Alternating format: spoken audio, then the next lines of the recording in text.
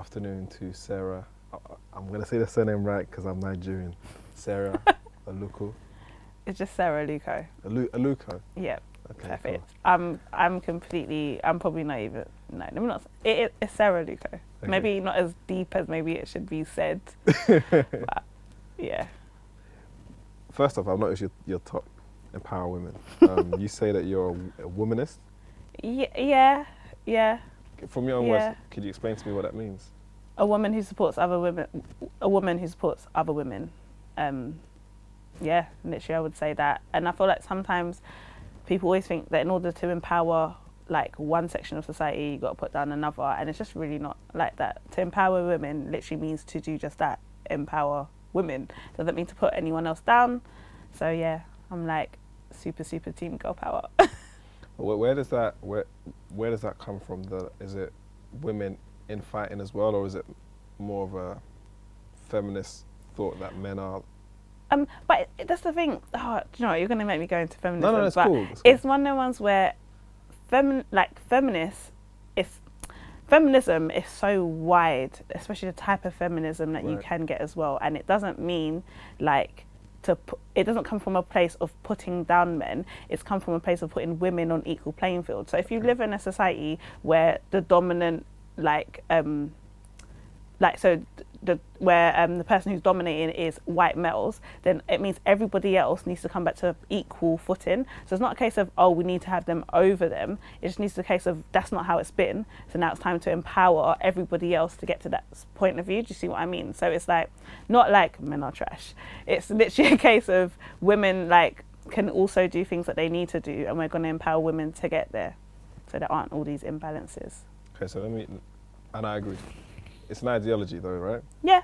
And within that, we still see that even in 2017, the gender pay gap is significant, which is crazy, especially in this country, so to speak.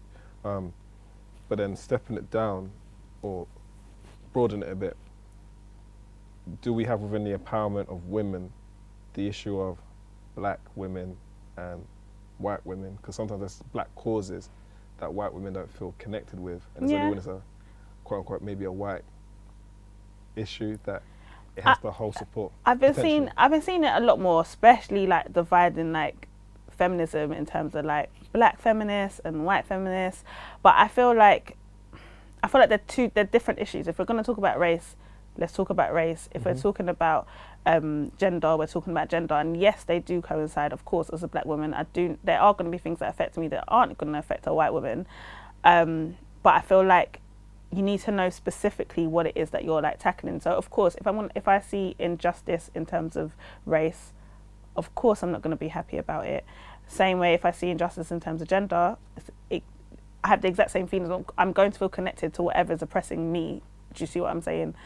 In society. But I do feel like there's so much division that you can't move forward if we're too busy like attacking each other and being like, oh, I think it's this. And most people don't really know much about the subject they're talking about. They know it according to Twitter. So it's like, oh yeah, this is what feminists think, but you haven't even looked into what feminists actually think. So yeah, I'm not going to rant today. I mean, that's why I feel it for me is important that I see conversations as a way to exchange and actually learn, and not to oppress an opinion.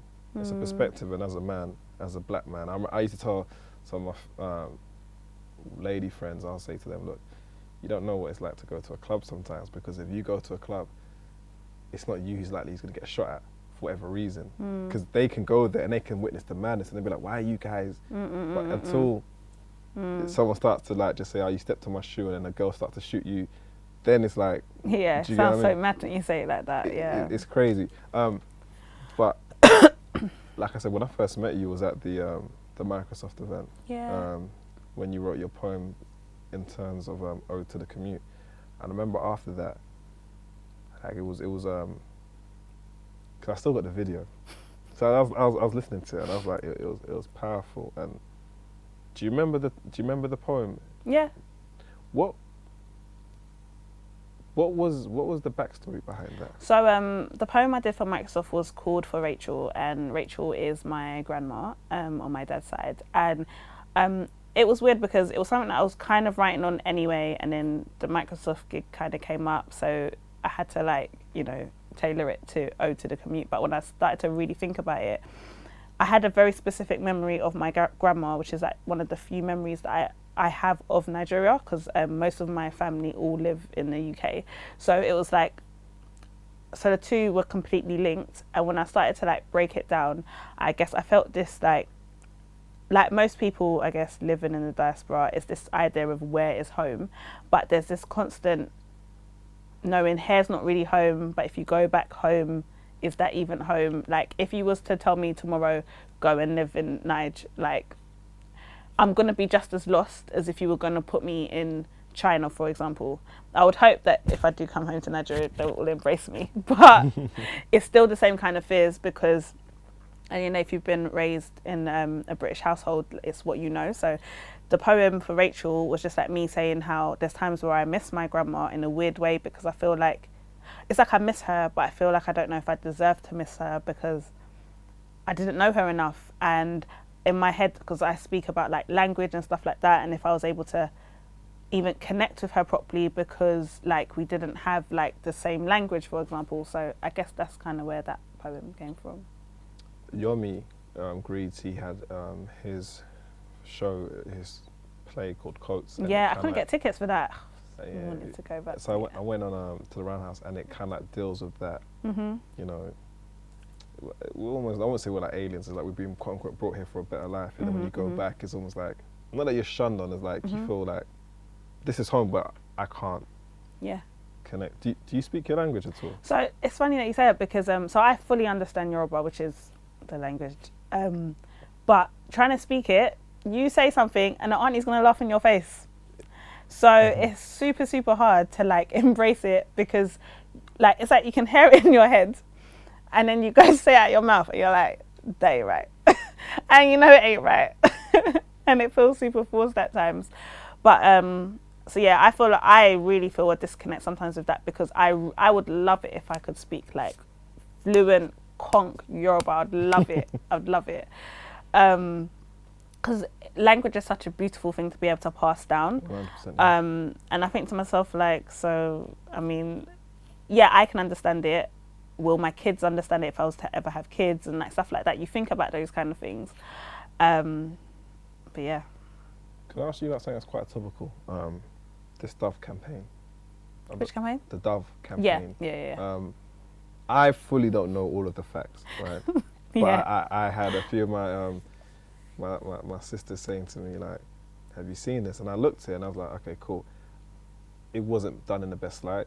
It obviously showed me that it was, I don't know. But when you see things like that as a black woman, primarily, do you feel slighted in any way or? So, do you know what? I struggle when it comes to things that come out like on social media because things are heavily cropped. Someone will tell you, oh, look at this tweet, look at this madness, and like show you like a snapshot or something. So like, I don't know if you saw, but the full ad came out where it wasn't just that like one black lady taking off her top and then it turns into a white lady kind of thing, yeah. And when you see the full video, there's like loads of different women all doing the same thing. So it doesn't, I guess, to a certain degree, look as bad as the first initial clip that was there. But at the same time, I feel with that particular campaign, I haven't looked enough into it. So I hate talking about something that I don't know because I'll be talking from assumption. And my pastor always says, assumption's the lowest form of knowledge. So, I'm gonna write that down. So I don't want to start saying something that like I don't have all the facts on, but I do think there are some stuff that do need to be addressed because I saw like on like the actual Dove, it literally said it said from normal skin to dark skin, and then someone was like, so dark skin isn't normal, like, and that is a bit wild. Really? Yeah, literally had on the Dove packaging, literally it could be used from normal skin to dark skin or whatever for some cream or whatever, and I saw that like on Instagram like the other day, and I remember thinking, so like what exactly is normal skin? But I guess that's just poor in terms of like obviously their marketing teams, things like that. They would obviously have to see stuff like that if it goes out. But again, you don't know where that clip was taken from. That could have been from years ago. They could have updated it from that. There's so much that goes into it, and I feel like sometimes when people have an opinion behind a computer screen, they're not like the CEO of a major corporation. Do you know what I mean? Like, and haven't. I'm always just like, look, if I'm gonna be upset about something, I'm gonna find out all the facts, Yep. and then I'm gonna give you my full opinion on it.